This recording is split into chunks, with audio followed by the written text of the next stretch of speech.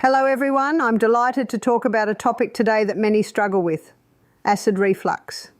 If you're looking for a way to finally get relief from that constant burning sensation, I have some practical insights for you. Today, I'll share why acid reflux isn't necessarily about having too much acid, and how some simple but powerful lifestyle changes can lead to long-lasting relief. Let's dive into these natural strategies to help you stop acid reflux for good. As a thank you for joining me today, we're giving away 100 free copies of my best-selling book to our subscribers. So if you haven't yet, hit subscribe, like this video, and comment why you want to win. Now let's get started. And how would someone know if they had low hydrochloric acid? I have never met anyone with too much hydrochloric acid. Some people say, I've got too much acid. I say, how do you know? They say, well, it keeps coming up. Well, that problem's not the acid. The problem's a little gate. Now, this little gate here is called the cardiac sphincter because of its relationship to the heart. And it's a muscle. And basically, it looks like this. There's the muscle. And when it's relaxed, it's closed. And when it tightens, it opens. And it tightens when you're eating food to allow the food in there. Now, if when the food's in there, it's opening, there's a malfunction. Why would there be a malfunction? If someone's really stressed out and all their muscles are tightening, can you see that? Little muscle will open. But one of the main reasons is that people are eating late at night. And let's have a look at the stomach. When you're lying down. When you're lying down, the stomach's like this, and let's say the stomach's full of food, and because of gravity, that's what it looks like. And so what happens is it pushes against the cardiac sphincter, weakening it. So the two main causes of reflux or heartburn is weakening the muscle through stress and weakening the muscle through having a large evening meal.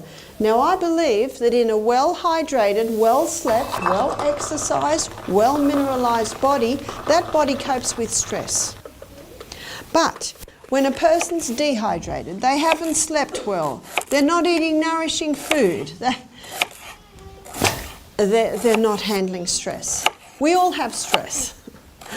And I don't think stress causes a problem, but it can be the final thing on a whole lot of other little things that can cause the scales to tip. So how do you heal reflux? Have a breakfast like a king, lunch like a queen, and tea like a pauper. What's tea like a pauper? Tea like a pauper would be a bowl of soup. Or tea like a pauper might be a banana, or it might be an avocado. And if someone's quite hungry because they didn't get a good lunch, they might have 2 bowls of soup, or they might have a bowl of steamed vegetables with a little olive oil and Celtic salt. Those things digest quite easily. Or another evening meal that is light is a smoothie. A smoothie blended up can be digested quite quickly. So the other thing that you can do to help reflux is take magnesium. Now, magnesium is a muscle relaxant. So magnesium will relax that cardiac sphincter so that it will close. So the dosage for someone who has reflux would be 500 milligrams of ideally magnesium citrate, which is the most absorbable form of magnesium, and they would have that dose 3 times a day with each meal and also just before bed. So that's 2,000 milligrams over the day. Now that's not forever, that's just until the problem heals.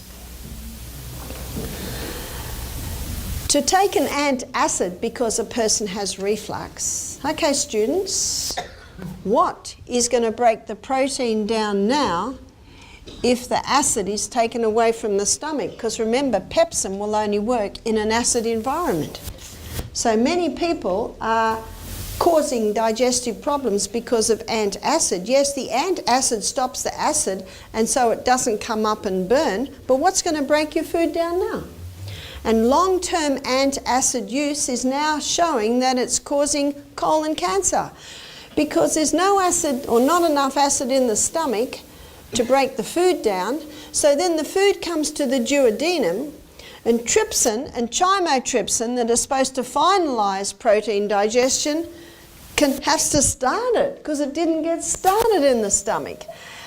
And they only started it, so it can't be finalised. So by the time this partially digested protein gets to the large intestine, extra bacteria has to be produced to try and deal with it, and that can cause a breaking down of the colon wall, which can contribute to colon cancer.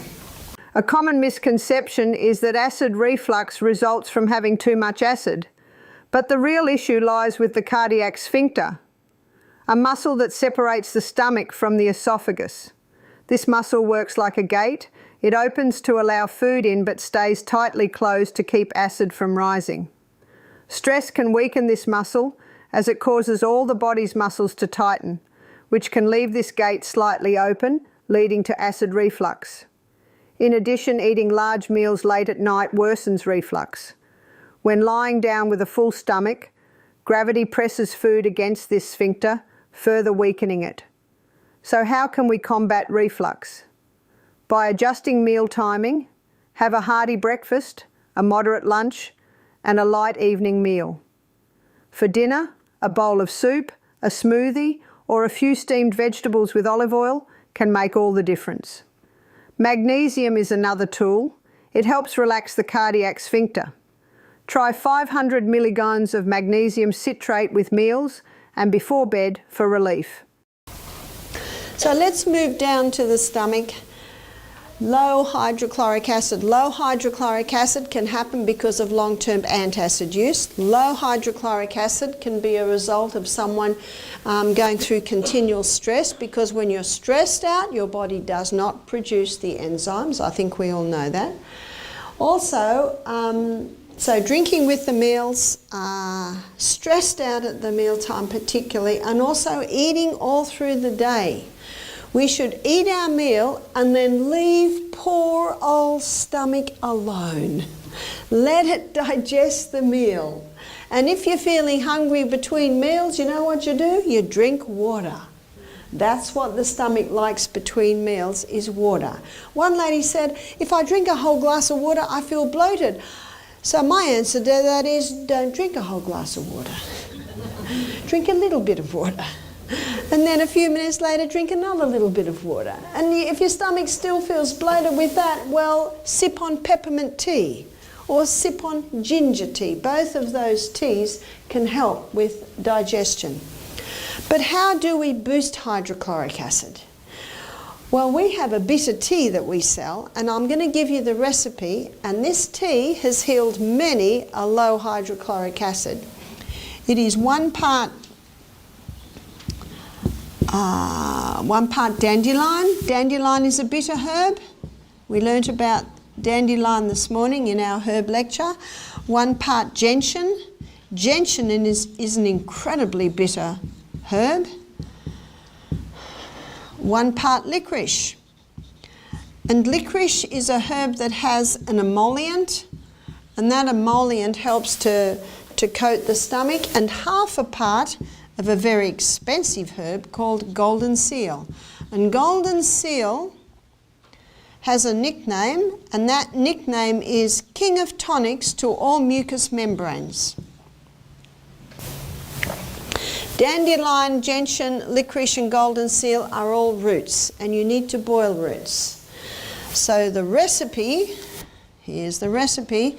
So you buy these dried herbs and you put them all in a jar. You make up a whole jar. So the recipe is 1 teaspoon of this herb mix, we'll say herbs, and 1 teaspoon of ginger, fresh ginger. So the fresh ginger can be grated or it can be chopped into small pieces. 2 cups of water. And then that is a gentle simmer. So simmer for 10 minutes.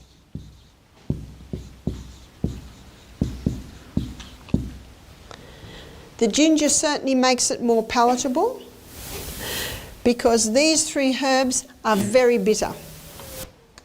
And the ginger is a sweet bitter, and the licorice also is a little sweet. It makes it palatable. Some people, when I give them that tea, they think I'm killing them. And I said, there's one requirement when you drink this tea: smile. Here's the dose. So the dose is, once you've made the tea, dose is 1/3 cup, hot, just before the meal. So when you take the 1/3 cup of that tea hot just before the meal, the bitterness in the mouth gives messages to your brain to release more digestive enzymes. And when the hot hits the stomach, warming up the stomach, it also ensures a release of your digestive enzymes. In Psalm 104 verse 14, the Bible says, God gave herbs for the service of man. And that's what these herbs do. They revive, restore, and regenerate your gastric, stomach, digestion function. That's what they do. How long should you be on it? As long as it takes. Now my son James, built like this, does bodybuilding for a hobby. He's a builder. He takes a bottle of this to work, and all the guys on the workplace have a swig of it before they eat their meal, because they're going to get more out of their protein, and if they have more protein, they'll get bigger muscles. So there's James with his bottle of bitter herbs, getting all the guys to have a squig before they have their meal. Let's address why antacids aren't the solution. While they might give temporary relief, they don't solve the underlying issue and can actually harm digestion. Here's why. When we take antacids, they neutralise stomach acid, which is essential for digestion. The enzyme pepsin, responsible for breaking down protein, only works in an acidic environment. So when we reduce stomach acid, digestion is incomplete. This undigested food can cause bloating, and over time studies show that reduced stomach acid may contribute to colon cancer. Instead of antacids, let's focus on enhancing natural acid production. This means eating mindfully and allowing our stomach to fully process meals without constant snacking. A helpful habit is to drink only water or sip herbal teas, like peppermint or ginger, between meals if you feel thirsty. This approach gives your stomach time to process each meal fully, supporting better digestion and tackling the root of reflux rather than just treating the symptoms. Consistently following these habits. And there are some herbs that are proteolytic enzymes. One is papain, and papain comes from the pawpaw, and the other one is bromelain. And bromelain is an extract from the core of the pineapple. Does that mean we should eat lots of pawpaw and pineapple? Well, I don't think they grow down here, do they? And you'd have to eat a lot, but you can buy supplements that have papain and bromelain in them.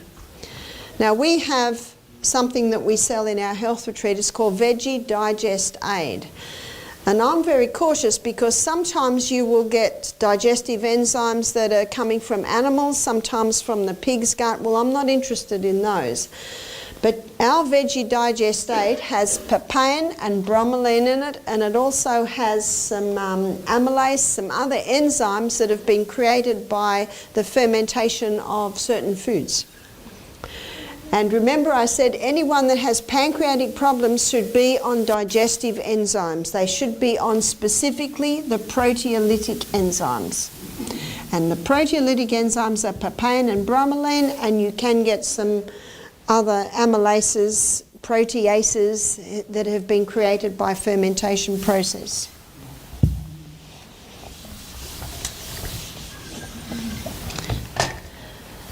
So we come further down the small intestine. The small intestine, basically it's fairly liquid, and most of the absorption has happened by the time you get down here. But as I showed you earlier, what can inhibit the process or really cause a malfunction in the process is a depletion of this thick turf wall, and this thick turf wall is made up predominantly of Lactobacillus acidophilus bifidobacterium. Now you can get some supplements that have all manner of different types of bacteria that live in the gut. Your Lactobacillus acidophilus and bifidobacterium are the two permanent bacteria, and all the others are made from them. The one that we sell in a quarter of a teaspoon has 5 billion bifidus and 5 billion lactobacillus, and you will find you can get a variety of those in most health food shops. I particularly look for the vegetarian probiotics. So to heal that turf wall, number one, probiotic. Now the best time to take a probiotic is 3/4 of an hour before breakfast, because we want it to go all the way down there. And remember what I said in the morning, your pyloric sphincter is open. If you take it with the meal, the pyloric sphincter is shut, and if you've got nice strong hydrochloric acid, it could actually successfully just about wipe it out. So we want your probiotic to go all the way down here, which it will do if you have it early in the morning. Number two, there are 3 food groups that are like kerosene to a fire on the lining of the gastrointestinal tract. One is the hybridized wheat. The other is dairy. Cow's milk's excellent milk for baby calves, and I do acknowledge that some people do quite well on the raw milk, but the current figures are 60% of people are having trouble with dairy. One lady said, well, what milk do you drink? I say, I'm weaned. I've got teeth and I eat food. You see, milk's for babies. We're the only creature that drinks milk past babyhood. Did you know that? And refined sugar. And I'm referring to the pure crystallized acid that's extracted from the sugarcane plant. These 3 foods are like kerosene to a fire on a gut that is not working well. Number 3. There are 2 herbs that contain growth stimulants that can stimulate rapid healing in the lining of the gut. Also, these 2 herbs are a bit slimy, and it has to be slimy because our gut is slimy, okay? One is aloe vera, and the other one is slippery elm. And as the name implies, when you add water to it, it goes a bit slippery. Slippery elm is the powdered bark of the slippery elm tree. And the way to mix it is you put a teaspoon of a teaspoon of the slippery elm powder into the cup, and then you pour in a little boiling water. If you pour boiling water into it and mix it, it'll go smooth. And then you pour a little cold water in, and then you can drink it. If you pour cold water in, it'll go all lumpy. Now, my son Peter used to like the lumps, but my son Peter was a bit different. Most people don't like the lumps, but that's the trick. You pour the boiling water in, and it'll go thickish, and drink it quickly before it goes too thick, or you'll be eating it with a spoon, but that coats and soothes the lining of the gastrointestinal tract. To naturally enhance stomach acid and improve digestion, I've created a blend of herbal tea that supports healthy stomach function. This tea uses dandelion, gentian, licorice, and golden seal, herbs known for their digestive benefits. Dandelion and gentian stimulate the production of digestive enzymes, helping to break down food more efficiently. Licorice has a soothing effect on the stomach, coating it and helping to prevent irritation, while golden seal acts as a tonic that strengthens the mucous membranes throughout the digestive tract. To make this tea, mix 1 part each of dandelion, gentian and licorice, and 1/2 part golden seal. Add a teaspoon of fresh grated ginger and simmer this mix in 2 cups of water for 10 minutes. Drink 1/3 of a cup of this tea, served hot, just before each meal. The bitterness of the herbs activates digestive enzymes, encouraging your body to produce more acid naturally. This tea may be bitter, but its digestive benefits make it a powerful remedy for supporting your body's natural digestion and addressing acid reflux. Now, one sign that the gut is irritated is the person will be going to the bathroom a lot. I'll tell you the story of a man who came to our health retreat. He was Kenyan. He was 40 and he had ulcerative colitis. Sometimes it can be called Crohn's disease or irritable bowel, but basically they are all inflammation of the lining of the small, and sometimes it can be the large intestine. So the different names imply different irritations in different parts, but you know, the same thing cures them all. So this is Crohn's disease, irritable bowel disease, colitis, ulcerative gastritis, that basically the same thing will heal them all. So this man came and I looked at what food he ate, and guess what was his favourite food? Wheat. He ate a lot of bread, ate a lot of wheat cereals, he drank a lot of milk, and he loved sugar. He was eating those three foods. He had just had a flare-up, so he was on anti-inflammatories and he was on cortisone. What does cortisone do? It just stops the body getting inflamed. Why is the body inflamed? Because of this. You see, it makes no sense. It's like cutting the arm. Oh, it's all right, we'll just put a Band-Aid on it. Cut it again, just put another Band-Aid. Cut it again, just put another Band-Aid on it. If you don't turn the tap off, you're still going to be mopping up in the other corner. So at Misty Mountain Health Retreat, we gave him a double dose of probiotic every morning. We don't serve any of those foods. We gave him slippery elm 4 times a day. I gave it to him in the morning, I gave it to him in the middle of the day, I gave it to him at 6 o'clock at night, and he had another dose just before he went to bed. First 2 days at Misty Mountain are juices. So every 2 hours we serve fresh fruit and vegetable juices. And I thought, on the juices he might really start going. Now I have to tell you that he had a flare-up a month before, and he'd reduced his cortisone by about half, so he was on about 10 milligrams when he came to us, and his anti-inflammatories he'd reduced by half. So the first day, at the end of the day, I said, Joe, how are you going? This is all he used to say, good.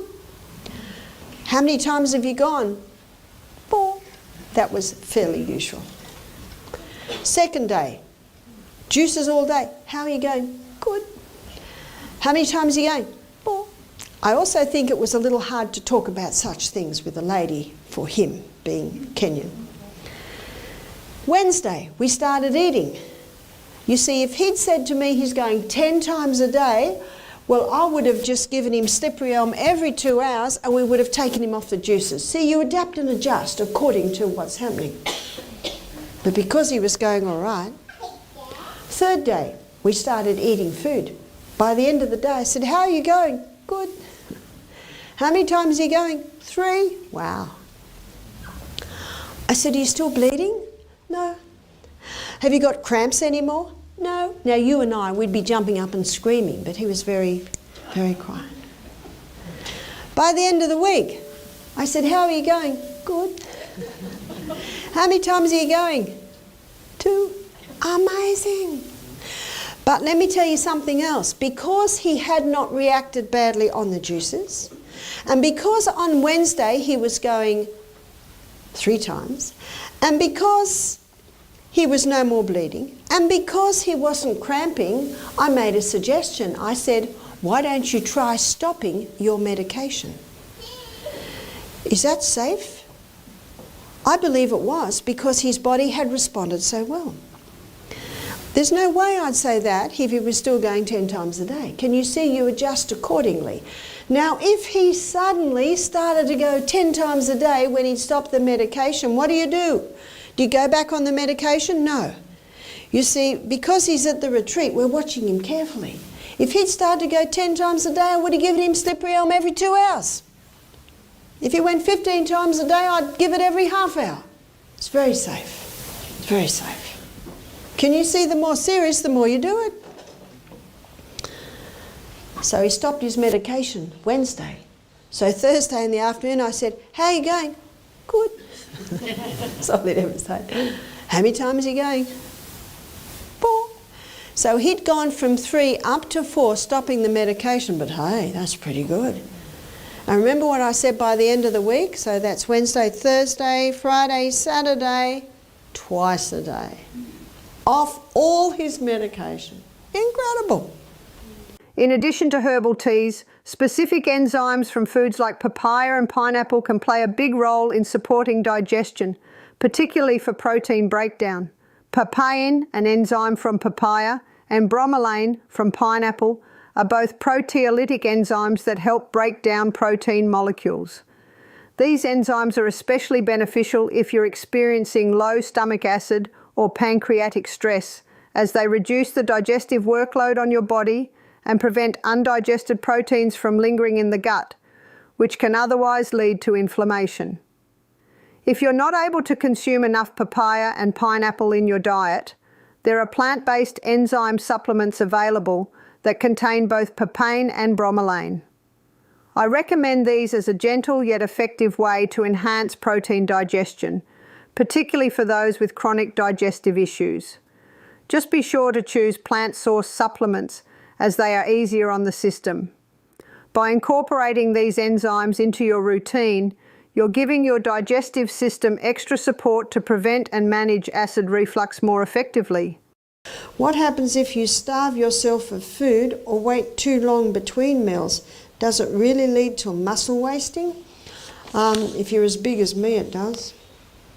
If you haven't got many stores, your muscles do start to break down if you're not eating enough food. Is there any level of sugar that's safe? Personally, I don't eat refined sugar at all. And when I make my husband apple strudel or apple pie, I use maple syrup or I use palm sugar. So there are sweeteners that you can use that are quite healthy. If you're a diabetic, you're best not using any sweeteners at all until your pancreas revives. And if you're conquering cancer, you're best to eliminate all sugars until you've conquered your cancer. It's not forever, it's just until you've conquered it. Where does all the water we drink go?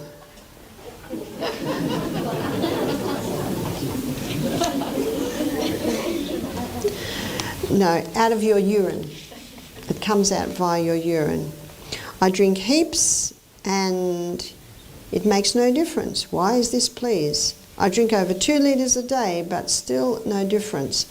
So remember... That is the bell not going. Why is the bowel not going? It could be in the habit of not going, and maybe the person's not having enough salt with their water, and maybe the person isn't having enough fibre. Now, if the person's drinking adequate water, and if the person is exercising, and if the person is having fibre and it's still not going, it may need some herbs to revive it. And I just realised I didn't give you the recipe for the tea that will move the colon. We call this colon tea. It's 1 part cascara, 1 part licorice, and 2, and 3 part buckthorn. This is the tea that we use at Misty Mountain Health Retreat. And what you do, that's not a very nice tea. What you do is you put these 3 herbs, now that's a root and these 2 are barks. And whenever you've got bark and roots, you have to boil them. So you put that in a jar, there's your dry mix. You use 1 teaspoon of that to 1 cup of water and you boil it. And how much do you take? Some people need half a cup, some people need 3 cups, some people need 2 cups. You take it just before you go to bed, and in the morning you will go. If you go too much, you probably don't need it. If you don't go with 1 cup, try 2 cups. If you don't go with 2 cups, try 3 cups. So you play with it. And some people are doing everything right, and still not going, they need the herbs to revive and restore colon function. To truly address acid reflux, it's essential to focus on strengthening and healing the gut lining. Probiotics like Lactobacillus acidophilus are incredibly helpful as they support the balance of good bacteria in the gut. To soothe and heal the lining of the digestive tract, I also recommend 2 herbs, aloe vera and slippery elm. Aloe vera has powerful healing properties, and slippery elm, as the name suggests, has a slimy quality that coats and protects the gut. Simply mix a teaspoon of slippery elm powder with a little hot water to create a smooth, drinkable solution. This mixture forms a protective layer in the gut, promoting healing and reducing irritation that can lead to acid reflux. Thank you for joining me in this journey toward managing acid reflux naturally. By making some simple changes, from meal timing to using natural aids like magnesium, herbal teas and probiotics, we can address acid reflux at its root. Remember, true relief is possible with a little patience and dedication. Here's to a healthier, reflux-free life.